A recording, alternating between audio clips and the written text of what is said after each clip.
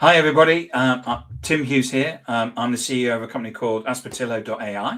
And that's the first time I've ever introduced myself as that. So we've now got Liz Henderson on here today, and she's going to be talking about her book, My View of the Data World, which she's got in the top of the screen. Liz, where can people find you? Fantastic. Great to be here, Tim. LinkedIn, Liz Henderson, Data Queen Liz. So that's a good place to go. Or my website, easiest way to find my website is if you Google the word Liz Henderson Data, one word, no spaces. I'm the top search. You are, because I've searched. All the Data Queen, Liz Henderson Data, you are there. Very well known. So yeah, that's the easiest way to find my website, and there's a ton of content on there. Yeah, you're a big content producer, a great resource at educating and being of service to people. It's fantastic. Yeah, and I've been doing that for since 2013. What's that? 13 plus years. So yeah, it's not as if I've gone to AI and said, right, I want a load of content. It's developed over a long period of time. So it's really good quality content, even if I say so myself. So Liz, tell us about the inspiration behind your book, My View of the Data World. My book, yeah. Because I've got all this blog content that I've been doing for years, people have often said to me, you've got a book in you, write a book. I'm like, smiled, moved on, just wasn't interested. I like the short form. I didn't realize I'd got the patience for the book. And then earlier on last year, I was doing some planning for conference presentations. What shall I speak about this year? What shall I put forward as topics? And I came across this lady on LinkedIn who suggested 10 hot takes. And those hot takes were things you believe in, things you stand strongly behind. And I thought, let's have a go at this. I'll see what I can write. Anyway, I wrote those up and I thought, this is not conference planning. This is a book. These are the chapters of the book. Of course, I had to do it in 9 because I wanted a nice grid of 3 of 3. I didn't do the 10. And I just started writing around each of those topics. And I thought, 9 chapters for a book, light, let's see the challenge. 9 soon became 18. And I have a book, which is congratulations. So let's start on my questions. You've mentioned that data isn't a technology problem, it's a leadership and decision problem. Why do so many executive boards still treat it purely as an IT issue? I don't want to upset anybody, so I'll be careful of what I say and how I say it. But leaders think technology, they can see it, there's value in it, it's something tangible. Whereas culture, people, they just assume they'll come along for the ride. They implement these solutions and just assume their people will adopt them, they'll work, they'll be successful in organizations. And we're over 20 years into the digital world transformations, and we've proved time and time again that you can build the best tech in the world, and it can often be a white elephant because you don't get the adoption. I worked with a utilities company a few years ago. They were implementing data mesh. And I said, here's the technology. Here's the cultural side. You need to make the technology successful. No, we don't do the cultural side. We'll be fine. Build it and they will come. I'm like, okay, we built it. A year after that, they came back and said, you know that cultural side? Can we take a look at that?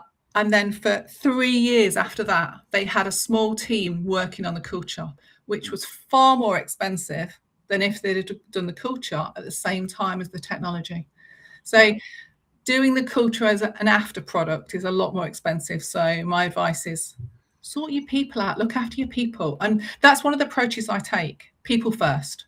Always look after your people, because if you've got your people on your side, they will go above and beyond to make your organization successful. I've experienced that in my life. Yeah, I totally agree. In your book, you talk about moving organizations away from analytics theater. What does analytics theater look like in practice, and how can leaders spot it in their own company? Analytics theater is something you're not necessarily going to see, but you know it's dashboards. We want a dashboard for everything. A dashboard for this and dashboard for that. Yeah, they that is their first request. Oh, we need a dashboard to tell us what to do. Well, a dashboard's not going to tell you what to do. And that is the challenge. You've got to think about the now what?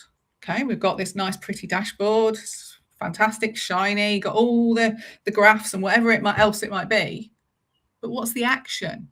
And that's where you get to the leadership and the decision and the action that makes a difference when you've got the dashboard. And that's why I say it's analytics theatre, because it's like, okay, we've got all these dashboards around us, but where do we take the business next? How do we know what to do? Yeah, I remember being in when I was in corporate, there were these dashboards, but leadership would always say, so what's the context? So the figure's gone up here, but what does that mean? Yeah. You know, and there may be a real reason why that went down or that went up, but what's the context? Exactly. Unless you've got more information, just a dashboard on its own.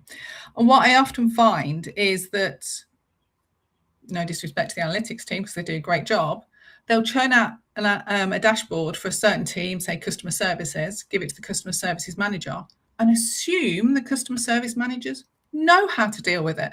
They know what to do with it. They don't spend time helping them understand, you can do this, you can do that, this will help you with this scenario. And I just think, again, it's forgetting about people, the connection, and that's the most important. And that's what gets you success. You use a great concept called friction tax when discussing hidden data issues. What exactly is the friction tax, and how is it silently costing organizations millions? There's a story in one of my books. I don't think it's the first one, actually. I think it's the second book, about a bakery. And it's a bakery in a huge supermarket, one of the supermarkets that clearly exists today. Yep. And they had a human friction tax issue. If this person went on holiday and didn't do the ticking, the clicking, or whatever they had to do that every single day, yeah, the bakery would automatically churn out multiple bloomers, muffins, way more than they ever needed. And this is actually a real story, and it's shocking. And that's the friction tax. You've got the human doing some activity that they shouldn't really be doing. Why should the human still be just ticking a box every single day when it's not necessary? And if they don't do that, they go on holiday, they're off sick, or they forget for whatever reason, your business is impacted. We've got businesses moving data on USB sticks. We've got teams that come together after they've created their multiple dashboards. They come together on a Friday afternoon. Right, team, we've got all these 5 dashboards. Can we just check to make sure the numbers are consistent across all of them before we give them to the management on Monday morning? They're all costs. That's friction in an organization that's not seen and costs your organization money, productivity. It's not good. Yeah, I've seen that.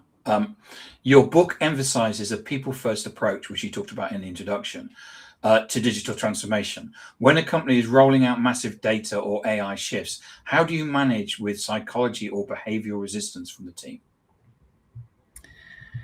We can do a whole podcast on that. You could actually. But it's about bringing people along on the journey.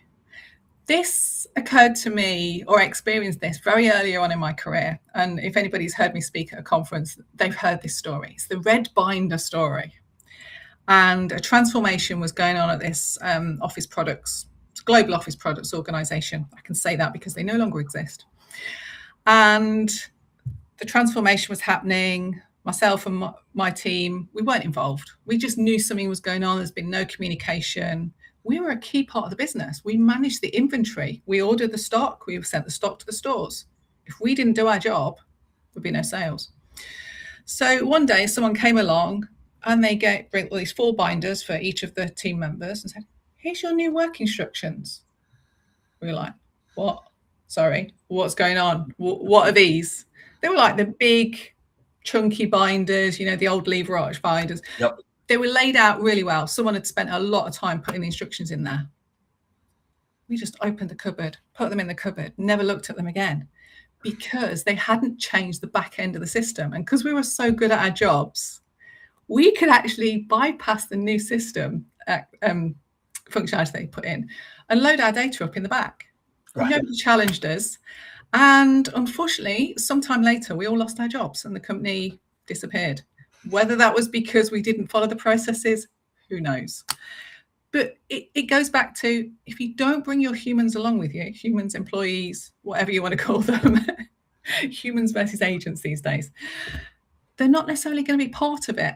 They're going to push back. They're not going to do the things you want them to do or expect them to do. And who knows what happens to the company because of that issue. So, yeah, that's where this all stems from, my own experience and having that bad experience and knowing there's a better way to do it. Yeah.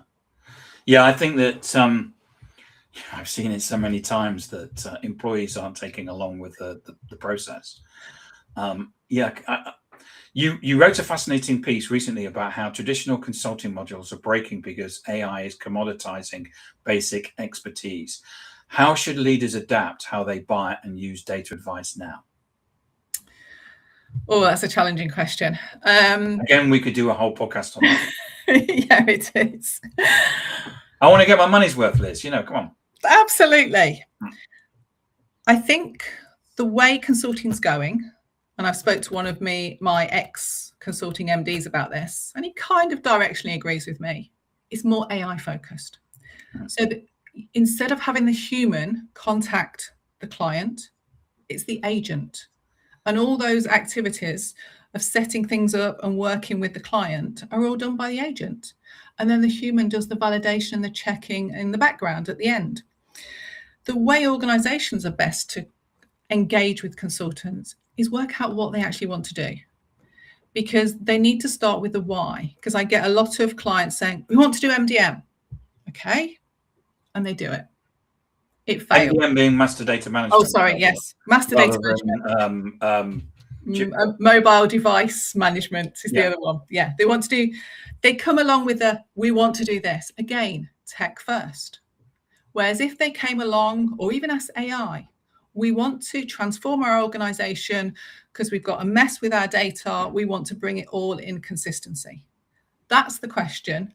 That gives more context and they can get a better response and a better delivery, and it's more likely to be successful. So it's really validating what they want to do. And I would encourage any organization who thinks they want to do something to work with AI, really refine what they want, and then go to a consultancy. And then they've got a really good chance of getting success. That would be my view. If more data isn't the answer to better business outcomes, what should companies actually be scaling up instead? People, capabilities. Because we've got all the data in the world. We've got more data now than we ever could handle. So this idea, this idea of basically sacking people and replacing them with AI is a bad idea then? I think it's a bad idea on the surface, because what I'm hearing is organizations are sacking people because they want the budget to spend on AI. So again, they haven't really thought through, what are we going to do with AI? If we take Tom out of the process and just put AI in, what did Tom actually bring to the process? Because he actually clicked the buttons to stop all the bread to be made. Absolutely. So we can have an agent doing that, no problem. But Tom also brought judgment into this. And those agents need to be managed. They need to be owned. And they need the context of what's going on in the organization. If you get rid of Tom, you get rid of all of that as well. So pretend you've got no data ownership. You've got no agent ownership. Unmanaged data with unmanaged agents.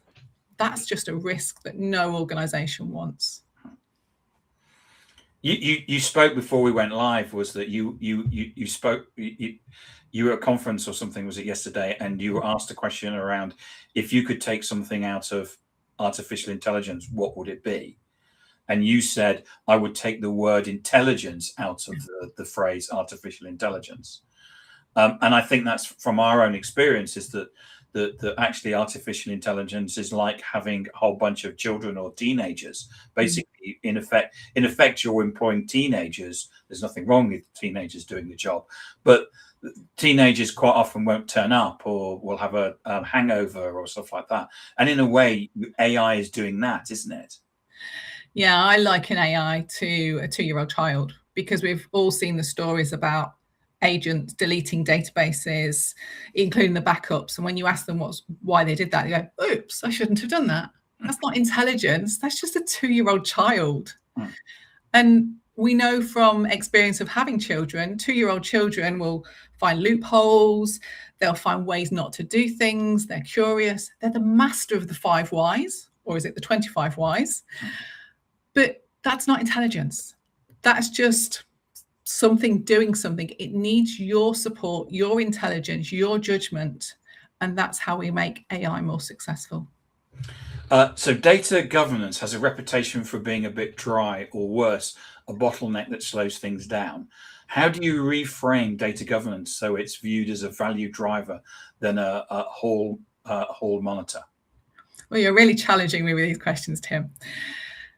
Data governance is no different than any other risk or governance. And what I tend to find sitting on boards is that we talk about corporate governance, we talk about finance governance and all of those exciting things that boards are used to, but they don't talk about data governance, probably because they think it's somebody else's responsibility. It's all within the whole concept of risk and governance.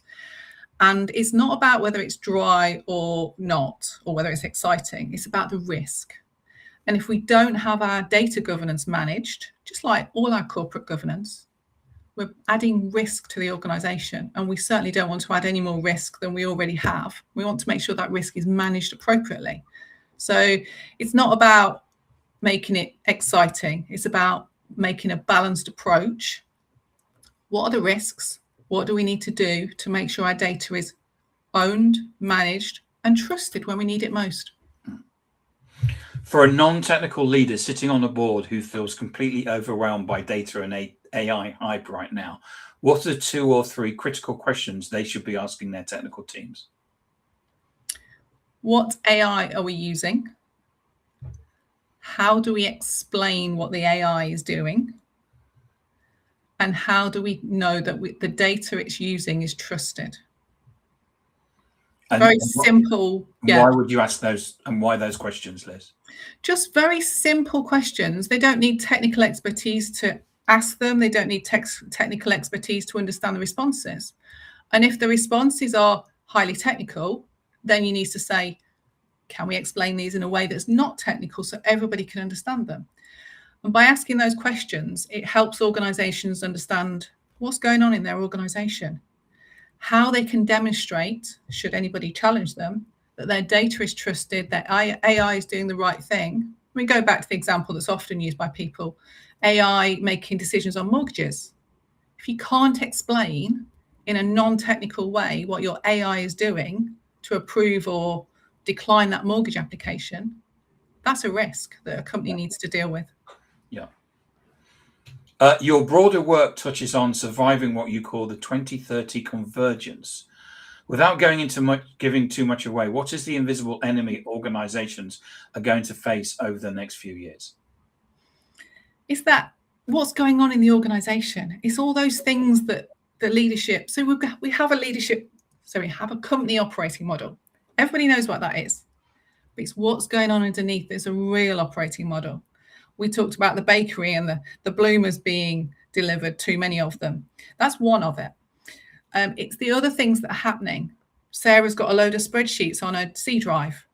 They're not the proper spreadsheets from the main system, but she doesn't trust the main system. So she always uses hers. But then Fred, he doesn't use those. He uses a different set. Are they consistent? Do they provide different dashboards? And again, you've got that time, that cost of people getting together on a Friday afternoon to be able to confer. Are their figures all consistent? It's everything that goes on in the organization that nobody sees, that everybody assumes, oh, that's just the way we operate. And that's one of the reasons why I say with AI, let's not decorate our process with AI. Let's redesign our process with an AI and automation first approach, because the results will be so much more better. Yeah. So all good things come to an end. So the last question, if a listener or a watcher can only implement one mindset shift from your book, My View of the Data World, tomorrow morning to start spinning and start solving, what should it be? Data ownership. I've seen so many big organizations still today without data ownership. So look at your organization. Do you have strong, robust data ownership? If you have, then you can utilize that for AI. If you haven't, I would say that's the first task. How do you implement data ownership? Excellent. Liz, thank you so much for coming on and sharing your expertise and talking about your new book, My View of the Data World. If I wanted to buy a copy of it, where could I get one from? Amazon is the obvious place, but it's also available on Waterstones and Apple Books. And where can we find information about you? On my website, on my LinkedIn. Yeah, just Google my name. Liz And Henderson, data guarantee will find you, yes. Oh, yes. Liz, thank you so much for